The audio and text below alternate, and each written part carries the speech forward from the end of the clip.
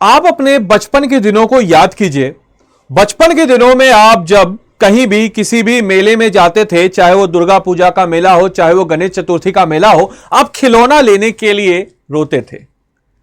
और अगर आप 90s के किड्स हैं या फिर 2000 के बाद भी अगर आपका जन्म हुआ है, तो उनमें से ज्यादातर खिलौने के पीछे लिखा रहता था मेड इन चाइना।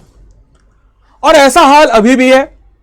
ज्यादातर खिलौने पे अगर हम देखें तो मेड इन चाइना का है, लेकिन अगर आप अपने एक जनरेशन ऊपर वालों से पूछिए, अपने पिताजी चाचा से, कि उनके समय के कैसे खिलौने थे, तो आप पाएंगे कि मेड इन चाइना तो नहीं था, ये तो क्लियर है, और हमारे देसी खिलौने थे। लकड़ियों के खिलौने थे, लकड़ियों के घोड़े थे, और तमाम तरह की चीजें आपको नजर आ जाएंगी। लेकिन ऐसा हुआ क्या कि हमारे जो देसी, जो कुटीर उद्योग से बने हुए जो खिलौने हैं वो समाप्त हो गए और उनकी जगह ले ली बेकार से चाइनीज खिलौने ने। आइए जरा करते हैं हम लोग इसका विश्लेषण। तो नमस्कार है आप सभी लोगों को, मेरा नाम है आदित्य वैभव। करता हूं मैं आप सब लोग का तहे दिल से स्वागत आप सबके अपने चैनल बीपीएससी स्टडी आईक्यू पे।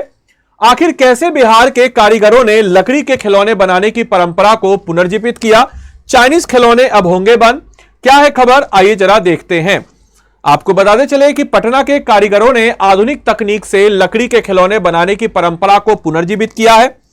साथ ही साथ पटना के स्थानीय कलाकार पारंपरिक शिल्प कौशल को नई तकनीक के साथ मिलाकर लकड़ी के खिलौने बना रहे हैं। घोड़ों और हाथियों जैसे जानवरों के डिजाइन वाले इन खिलौने का उद्देश्य बाजार में चीनी खिलौने के वर्चस्व का मुकाबला करना। हालांकि उच्च उत्पादन लागत और उन्नत मशीनरी और पैकेजिंग की कमी अभी भी चुनौती है। राज्य के बाजार में चीनी खिलौने की भरमार है। आपको बताते चले कि राज्य के बाजार में चीनी खिलौने की भरमार है, जो दूसरे राज्यों के उत्पादन के साथ मिलकर इस क्षेत्र पर हावी हो गया। हालांकि स्थानीय कारीगर धीरे धीरे इस क्षेत्र में प्रवेश कर रहे हैं और पारंपरिक तरीकों को नई तकनीक के साथ मिला रहे हैं। उनके प्रयासों के बावजूद स्थानीय रूप से बने खिलौने खराब फिनिशिंग, उच्च लागत के कारण बाजार में प्रतिस्पर्धा करने के लिए संघर्ष करते हैं। और वर्तमान में राजधानी में कारीगर हाथी, घोड़े, शाखाओं और विभिन्न जानवर सहित पारंपरिक लकड़ी के खिलौने तैयार कर रहे हैं। लकड़ी और बोर्ड दोनों से बने खिलौने धीरे धीरे बाजार में अपनी एक अलग पहचान बना रहे हैं। कुश कुमार पटना सिटी के निवासी हैं। वह बताते हैं कि पटना सिटी के रहने वाले कुश कुमार फाइन आर्ट्स में डिग्री हासिल करने के बाद खिलौने बनाने का काम शुरू उन्होंने किया है। उनके परिवार में खिलौने बनाने की परंपरा लंबे समय से चली आ रही है और उनके पिता भी इसी क्षेत्र में काम करते हैं। कुश ने लकड़ी के खिलौने में बैटरी से चलने वाले इंजन लगाकर इस कला को आधुनिक बनाया, जिससे लोगों का ध्यान आकर्षित हुआ है। उन्हें दिल्ली में आयोजित राष्ट्रीय खिलौना प्रतियोगिता में भाग लेने का अवसर भी मिला था। बीआईएस के उपाध्यक्ष आशीष रोहतागी ने बताया कि खिलौना उद्योग लंबे समय से चीन का इस पे दबदबा है। हालांकि प्रधानमंत्री मोदी के लोकल फॉर वोकल अभियान के अनुरूप कुछ लोगों ने स्थानीय उत्पादन पर ध्यान केंद्रित करना शुरू किया। उन्होंने बताया कि बेहतर मशीनरी और पैकेजिंग की कमी के कारण उत्पादन की उच्च लागत से एकल इकाई उत्पादन के लिए सफल होना मुश्किल बना दिया। खिलौना क्लस्टर स्थापित करने की आवश्यकता है और रोहतसगढ़ी ने सरकार द्वारा विशिष्ट क्षेत्रों में खिलौना क्लस्टर स्थापित करने की आवश्यकता पर बल दिया, जहां उन्नत उपकरण और सुविधा स्थानीय उत्पादकों के बाजार में प्रभावी रूप से प्रतिस्पर्धा करने में मदद करेगा। आपके लिए आज का होमवर्क ऑफ द डे है कि बिहार के तराई क्षेत्र की एक विशेष शिल्प जो अपनी अनोखी और सुंदर कलाकृति के लिए जानी जाती है, क्या होगा? इस प्रश्न का सही उत्तर कमेंट बॉक्स में बताएं। साथ ही साथ इस क्लास की पीडीएफ और अन्य स्टडी रिलेटेड मटेरियल से जुड़े रहने के लिए बीपीएससी कंटेंट वाला सर्च कीजिए, या फिर आप इसको स्कैन करके जुड़ जाइए। क्लास की पीडीएफ यहीं मिलेगी। इसके अलावा आप में से कोई भी जन अगर मान के चलिए स्टडी आईक्यू के हमारे पेड कोर्स के साथ जुड़ना चाहता हो, तो स्टडी आईक्यू के वेबसाइट या ऐप पे जाइए।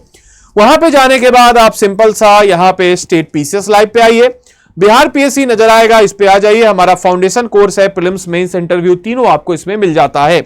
अगर आप अभी तुरंत के तुरंत इस कोर्स को आदि लाइव कोड को लगा करके लेते हैं तो मेरी तरफ से मेंटरशिप निःशुल्क, साथ ही साथ आपके फाउंडेशन को बिल्डअप करने के लिए इसमें एनसीईआरटी से विजयपथ फाउंडेशन कोर्स भी आपको मिल जाता है।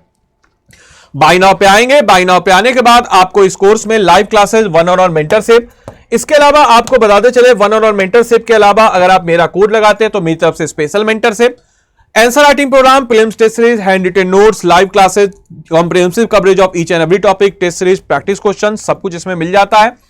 इस प्राइस में आपको प्रीलिम्स, मेंस और इंटरव्यू तीनों की इंटीग्रेटेड तैयारी मिल जाती है।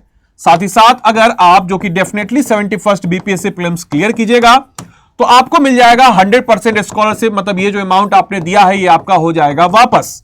इसके अलावा आपको हम 71st बीपीएससी में आपके तरह कई बच्चे जिन्होंने प्रीलिम्स क्लियर किया है उन सबका एक अलग से बैच करा के स्पेशल मेंटरशिप देंगे, और इसमें भी आपको मेंस बैच इंक्लूडेड है। लेकिन इसके अलावा स्पेशल मेंटरशिप और इंटरव्यू के लिए आपको हम अपने स्पेशल प्रोग्राम के तैयार करेंगे पटना ऑफलाइन सेंटर में।